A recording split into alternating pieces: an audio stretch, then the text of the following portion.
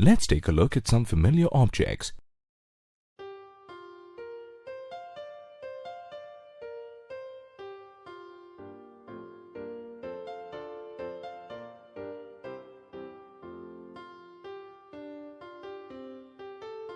When I move among these objects, there is no change in the position of these objects. That's because these objects are at rest. Now let's see what happens when these objects move. Wow! Did you see how fast the car zoomed away? The ball has also disappeared out of sight. The globe shows how the Earth rotates on its axis. But the rocking chair is still here. Its movement looks very inviting. I'd like to relax in this chair. So, what changed around me? The objects that were at rest started moving or were in motion.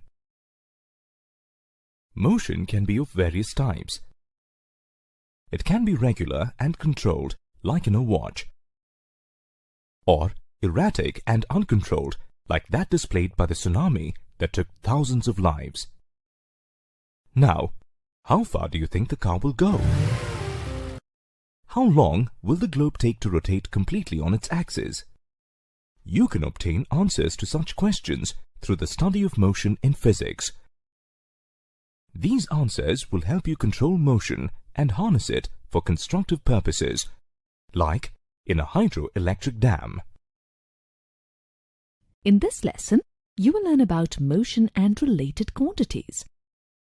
At the end of this lesson, you will be able to define motion, identify instances of motion encountered in our everyday life, analyze motion along a straight line, identify uniform and non-uniform motion, calculate speed and average speed, define velocity, calculate velocity of a moving object, explain scalar and vector quantities, define acceleration and calculate acceleration of a moving object. In everyday life, you see some objects at rest and others in motion. Birds fly, horses gallop, water flows through rivers, and cars move. You say these are in motion. Thus, motion is a state of an object in which there is a change in its position with respect to its surroundings and time. When a car race starts, the position of each car participating in the race changes relative to the stands, spectators, and so on. This is because the cars are in a state of motion. Tiny particles such as atoms and molecules and heavenly bodies such as planets, stars, and galaxies are all in motion. For example, Earth rotates around its own axis and revolves around the Sun in an orbit. Similarly, other planets, solar systems, and galaxies in the universe are all constantly in motion. None of the moving objects that we have looked at exist in isolation. They may have other moving or stationary objects in their environment. What happens when we compare the state of two or more than two objects? For instance, let us consider the state of a car driver. Is he at rest or in motion? It is difficult to answer this question. This is because, with respect to the car, the driver is at rest. But with respect to the other things around, he is in motion. Thus, the states of rest and motion of bodies are relative. Absolute states of rest or motion do not exist.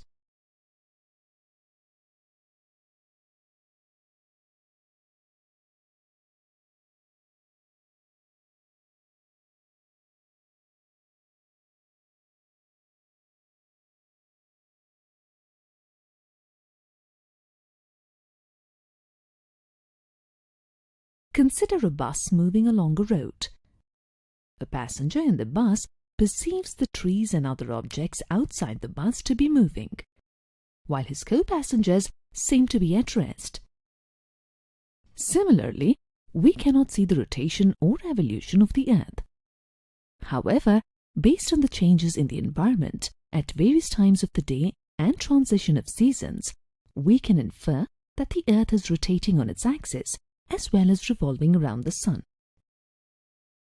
Hence, overall, you are in motion as a part of Earth, but at the same time, you are at rest with respect to your immediate surroundings. Motion of objects or bodies can be one-dimensional or linear, two-dimensional, or three-dimensional. One-dimensional or linear motion involves an object moving along a straight line or in a specified direction. For example, cars moving along a straight path in the circuit exhibit linear motion. In two-dimensional motion, in a given plane, an object moves in two directions at the same time. For example, a golf ball, when hit, flies off making a large parabolic path over the golf course. It travels in two dimensions or directions at the same time, horizontal and vertical. If we observe an airplane taking off from a runway, it ascends rapidly in one direction and after gaining some height, turns towards its flight path. This type of motion, where an object moves in three directions at the same time, is called three-dimensional motion. In this lesson, we will cover motion along a linear path in detail. You can measure the magnitude of movement of an object using two quantities, distance and displacement. Hi, I am called displacement. I will always show you the shortest distance between the initial and final points, or the aerial distance between 2 points. My cousin is called distance. We often look similar, so it can be a little confusing for people at times. However, there is a unique feature that sets me apart from my cousin: my sense of direction. In fact, because of this characteristic, I always display a special pole letter or an arrow on my head. Let's look at these quantities using an example. At the end of her school day, Mary goes from the school to the playground. The school is 3 kilometers away from her home and the playground is 4 kilometers away from the school. So, from home to school to the playground, Mary travels a total of 7 kilometers. This is the distance travelled by Mary. Thus, distance is the actual length of the path covered by a moving object irrespective of the direction of motion. However, the straight route from Mary's home to the playground is only about 5 kilometers long. Therefore, Mary's displacement from home to the playground is 5 kilometers, as against the distance covered by Mary in reaching the playground, which was 7 kilometers. Thus, displacement is the shortest distance between 2 points irrespective of the path between the points. When an object is in motion, its motion may or may not be consistent all through its journey until it comes to rest again. Let us observe the yellow car in the race. What do we see? The car moves 50 meters every second continuously. Thus, for each second, if we note down how far the car has moved from the starting line, we see that the displacement during any 2 consecutive seconds is the same. This car is in uniform motion. An object is said to be in uniform motion if it shows equal displacements in equal intervals of time, however small these intervals may be. Now let us observe the red car in the race and record how far it has moved from the starting line for each second of motion. We see that its displacement during any 2 consecutive seconds is not the same. This is non-uniform motion. An object is said to be in non-uniform motion if it travels unequal distances in equal intervals of time, or equal distances in unequal intervals of time.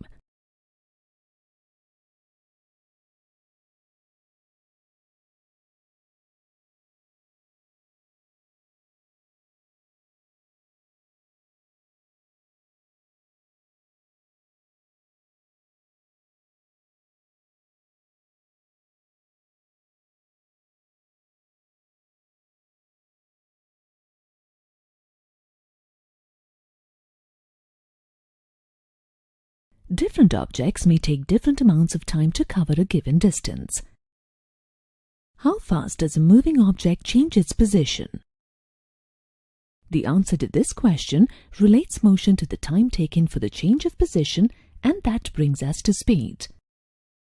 Speed of an object is the rate at which an object covers a given distance or changes its position. Speed is calculated as a ratio of distance covered to the time taken to cover that distance. Thus, an object that covers a relatively large distance in a short amount of time is moving at a high speed. Conversely, a slow-moving object has a low speed and covers a relatively small amount of distance in a relatively longer duration. An object at rest has no speed. Speed is measured in centimeters per second in the CGS system and as meters per second in the SI system. Typically, you measure speed in kilometers per hour. 1 kilometer per hour equals 5 divided by 18 meters per second. Or 1 meter per second equals 3.6 kilometers per hour. Let's try applying this formula to one of the situations we reviewed earlier. In our previous example, Mary's school is 3 kilometers away from her home and the playground is 4 kilometers away from the school. If Mary walks to school from home in 20 minutes, her speed can be calculated as 3000 divided by 1200, which is 2.5 meters per second or 9 kilometers per hour. However, generally, the motion of an object is not uniform from its starting point to its final destination.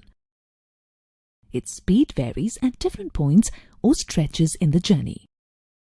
In such cases, to determine the speed at which the object covers the total distance, you may need to gather data on the speed of the object at each instant when it is in motion, and then calculate the average of all these instantaneous speeds.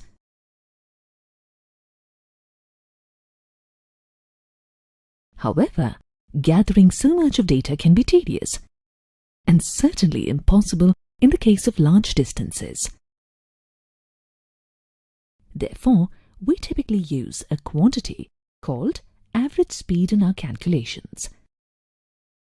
The average speed of an object is the ratio of the total distance covered by the object to the total time taken by it for covering that distance.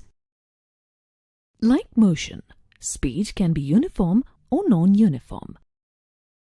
Thus, an object in uniform motion has uniform speed, and an object in non-uniform motion has non-uniform speed. If you rearrange the formula for speed, you can determine the distance covered in a given period of time at a given speed. S is equal to d divided by t.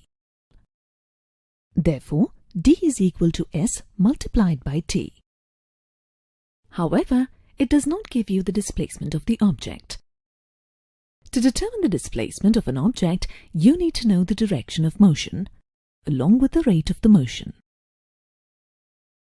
Velocity is the speed of an object moving in a definite direction. Velocity of an object is defined as the rate of change in the position of a body. It can also be defined as the rate of displacement of an object. Velocity is calculated as the ratio of displacement of the object to the time interval taken for that displacement. Velocity is measured as centimeter per second in the CGS system and meter per second in the SI system. Similar to speed, velocity is also measured in kilometers per hour. Velocity of an object can change by either changing its speed in a particular direction or by keeping the speed constant and changing the direction. When the yellow car takes a turn and moves ahead, its velocity becomes variable. Like average speed, you can calculate the average velocity of an object having non-uniform motion. Average velocity is defined as the ratio of the total displacement to the total time taken. When a body is moving with variable velocity for t total time duration, u and v are the magnitudes of its initial and final velocities, during which it has a total displacement, that is, s total. The average velocity of the body is the average of u and v. That is, it is half the sum of initial and final velocities.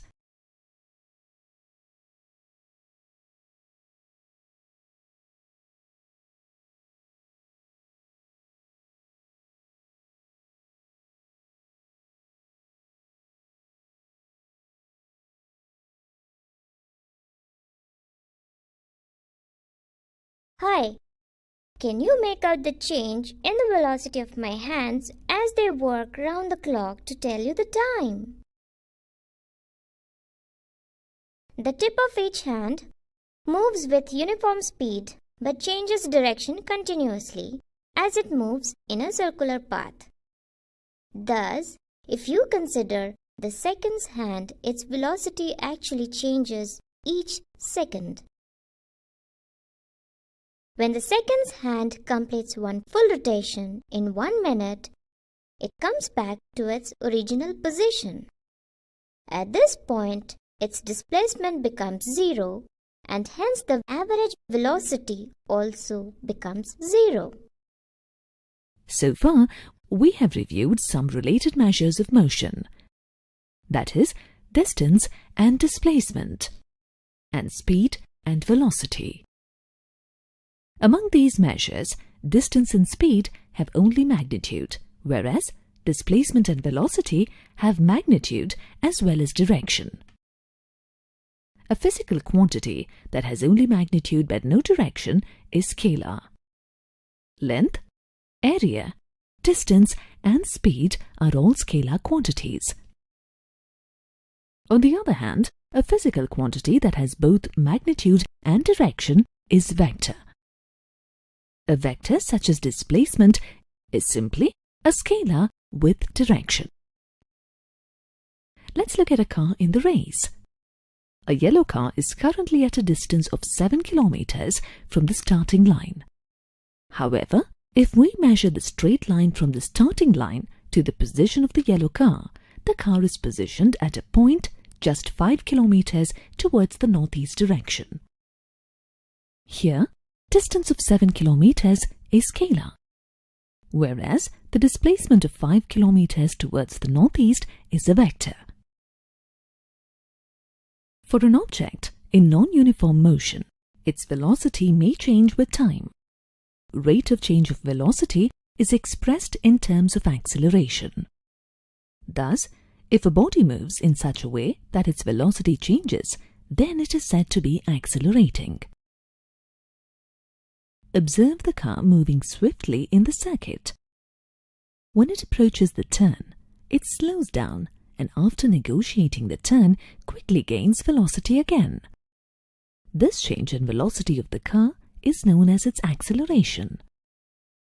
Acceleration is the ratio of the difference of final and initial velocity to the time interval during which the velocity has changed. Acceleration is a vector quantity and is measured as centimeter per second square in the CGS system and as meter per second square in the SI system.